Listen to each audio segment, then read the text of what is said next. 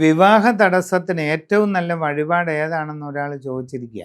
ഗണപതി പ്രതിഷ്ഠയുള്ള ക്ഷേത്രം അടുത്തുണ്ടെങ്കിൽ ഗണപതിക്ക് ഉണ്ണിയപ്പം നിവേദ്യം നടത്തി നന്നായിട്ട് പ്രാർത്ഥിക്കുക, അല്ലെങ്കിൽ മോദകം നിവേദ്യം നടത്തി പ്രാർത്ഥിക്കുക. ഇനി അടുത്ത ക്ഷേത്രത്തിൽ ഗണപതി പ്രതിഷ്ഠ ഇല്ലെങ്കിൽ ഒരു ഗണപതി ഹോമം നടത്തി ആ ഗണപതി ഹോമത്തിൽ ഉണ്ണിയപ്പമൊക്കെ നിവേദ്യമായിട്ട് സമർപ്പിച്ച് ആ കൂട്ടത്തിൽ ക്ഷിപ്ര ഗണപതി മന്ത്രം ജപിച്ച് ത്രിമധുരം ഹോമിക്കുന്നത് ഒരു നല്ല ചടങ്ങാണ്. പിന്നെ ദേവിക്ക് സ്വയംവര പുഷ്പാഞ്ജലിയും വളരെ നന്നായിരിക്കും. എന്തായാലും വിവാഹ തടസ്സം എന്നവിടെ പറയുമ്പോൾ ഗണപതിക്കുള്ള പൂജയും വഴിപാടും ചെയ്തിട്ട് തന്നെ വേണം ബാക്കിയുള്ളത് ചെയ്യാൻ. ഈ വിവാഹാദി വിഷയങ്ങളിൽ ദേവീക്ഷേത്രങ്ങളിൽ ചെയ്യുന്നതിൽ ഏറ്റവും പ്രധാനമായിട്ടുള്ളത് സ്വയംവരം തന്നെയാണ്. സ്വയംവര പുഷ്പാഞ്ജലി ദേവിക്ക് ഒരു 12 ദിവസം തുടർച്ചയായിട്ട് ദേവീക്ഷേത്രത്തിൽ നടത്തുന്നത് പ്രത്യേകമായിട്ട് പരിഗണിക്കപ്പെടുന്ന ഒരു കാര്യമാണ്. 12ാം ദിവസം തീരുമ്പോൾ പായസ നിവേദ്യമൊക്കെ കൂടെ ആയിട്ട് ചെയ്യണം. ഇനി ചിലര് സ്വന്തം വീടുകളിൽ കളം വരച്ച്